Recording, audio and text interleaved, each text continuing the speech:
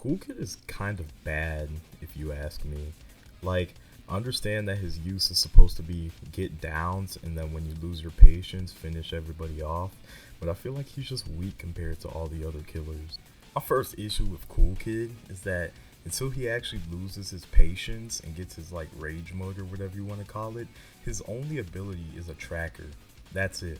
All he has is decent speed, a weapon that does okay at best damage, and a tracker. Now, to be fair, when he does lose his patience, he does get a lot of buffs, like doing 85 damage per hit, which is the best in the game. He moves a lot faster, and arguably the best part about losing his patience is that the timer stops for around a minute or so. Now, these are amazing features, but there are a couple problems with them. Okay, so the first problem with this is that during this rage mode, if you will, he can't use his tracker at all, and during the first couple seconds, his vision goes completely black, turning the game into a sort of hide and seek thing. The second problem is that once this timer is over, Coolkid is just back to being horrible again, and you can get, you know, his rage mode twice. I've seen it happen a couple times, but this is not very likely at all, and you need like a full server to do it. And while yes, I understand that his rage mode is supposed to be, you know, hide and seek, so the survivors are meant to hide, the maps in this game are just too big for this to be fair for Coolkid at all. Now, if this was a game like Pillar Chase 2, where the maps are smaller, then it would be more reasonable for him to be so mediocre until he loses his patience. However, the maps in Trude are big, like stupidly big. The smallest map is probably Bandlands or Capture the Flag, which are both still pretty big. Now, some maps like Baseplate, where there's almost nowhere to hide, Coolkid isn't completely horrible, but for literally every other map in the game, Coolkid is just outclassed. Let's compare it to a couple other killers, for example, starting with John Doe, since they're somewhat similar. John Doe has a primary attack that does 45 damage, a tracker, a ground slam that does 20 damage, and a rage mode that instead of having to get damage, downs, and kills to unlock, is just on a timer. While entering rage mode as John Doe doesn't buff him to the extent that Coolkid's patience meter buffs him, it still makes him very good, and it still does a lot for him. He does 50 damage instead of 45, allowing him to two-shot survivors just like Coolkid. The ground slam starts up a lot faster and deals more damage. It makes him a lot faster, and he can still track survivors.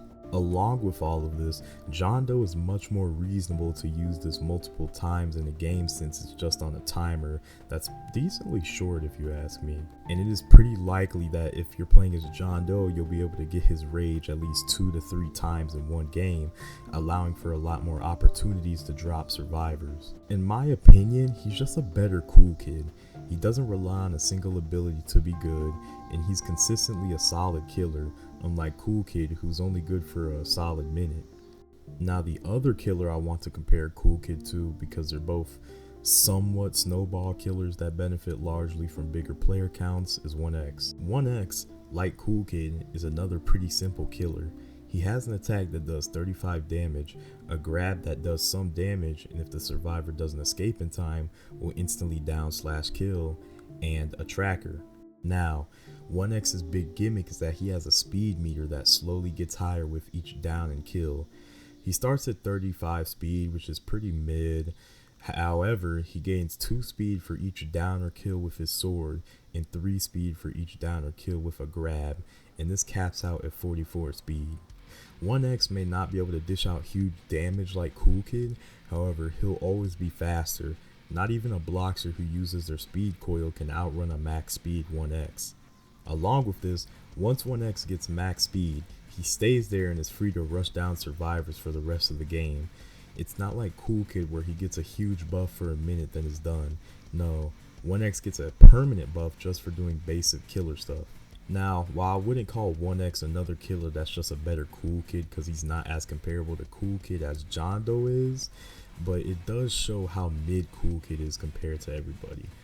And along with this, he gets countered by damn near every survivor in the game. Bacon Hair can out-mobility him with both of his abilities, Bloxxer can outrun him with the speed coil, along with stunning him from across the map, wasting even more of his already little time. Brick Battler doesn't really hard counter Coolkid, but his block does allow him to take more risks, since if Coolkid hits him, he'll be stunned anyway. Jane Doe simply wastes his time with heals, and by outrunning him with her team boost. Shaletsky can waste his time by healing with chicken. Once again, not a huge deal since he'll still get two-shotted, but when you're playing as Coolkid, time is like your greatest resource. Builderman isn't like a hard Coolkid counter, but when he's enraged, it is useful with his alarm mine so that, you know, everyone just knows where Coolkid is while he doesn't even know where he's going. For one, his focus allows him to negate Coolkid's only ability for himself. By using focus when a Coolkid uses their tracker, he is still hidden and can still hide. And it's not like you won't know when a Coolkid uses his tracker because he laughs and you can hear it all around the map, so guests will just instantly know, along with, you know, the indicator that just tells him that he's being indicated. And when Coolkid is enraged, using focus will tell him exactly where Coolkid is, so if he's hiding and the Coolkid gets too close for comfort, he can just rotate over to a different area and bam, now he's safe again. While Coolkid is pretty damn bad, I feel like there are definitely some changes that can be made in order to bring him up to standards with the other killers. And along with this, I have a couple buff ideas that, you know, I just want to throw out because I think they could help him out a lot. The first and simplest buff idea I had was at the very beginning and very end of losing his patience, he would get the survivor ores for 5 seconds, allowing him to get some kind of location to go to so that he's not just running around without any clue on where to look for the survivors. The next buff idea I had was kind of the same as the last one, but instead of at the very beginning and very end, it was at the middle of it, so you know, if he can't find anyone at the start, he gets a ping in the middle and still gets time to make use of his rage. Now another buff idea that could possibly make Coolkid broken is that he would be able to choose when to activate his rage. Now what I mean by this is that he still gains it the same way, you know, downs, hits, and kills, but right now, when that bar gets filled up, he immediately has to use it like it's a passive. But what I'm thinking is that he can hold the bar for like 30 to 60 seconds or so that he can get himself in a better position to use it instead of just using it when, oh, everyone else is across the map and, you know, you're just not in a good position to make use of it. Now, I do think that this would have to have some restrictions, because if it didn't, Coolkid would just be broken because he could, you know, just pop his rage mode at 81 on the timer and basically make it impossible for the survivors to win. But if that happened where there was like a period where if it hits like, I don't know, 150 seconds or so, then he would instantly use it no matter what. I feel like that would allow this to be balanced but still be useful. The fourth buff idea I had was to shorten his stun time when he's enraged by half or so, allowing him to be something to actually fear while still not just steamrolling over survivors. Because to be honest, when I see a Coolkid in game, I'm not really scared at all. Like, nothing makes me want to run away because I just know that I'll probably be fine even if they get enraged. Now the final buff idea I had was to make base Coolkid better without changing his enraged version at all, allowing him to be consistently better and, you know, not having to rely on this passive ability. How I would go about this would be to give him a small lunge that would allow him to gain distance while also doing damage. How I'm imagining this is Coolkid dashing forwards and doing 20 or so damage to any survivors caught during this like sort of charge thing. It would be sort of like Brick Battler slash, but only around 3/4 of the distance. And I feel like this would allow Coolkid to main chases better, because right now his chase game is just horrible. He gets looped very easily. He doesn't have any abilities to stop looping, so yeah. And if this seems overpowered, which I don't think it does, but you know, like depending on the cooldown and stuff like that, it might be, maybe just disable it while he's enraged. But honestly, I don't think that should happen. Now, I really want Coolkid to be good since he's a pretty neat killer and has a very cool idea, but right now he's just outclassed by every other killer in the game.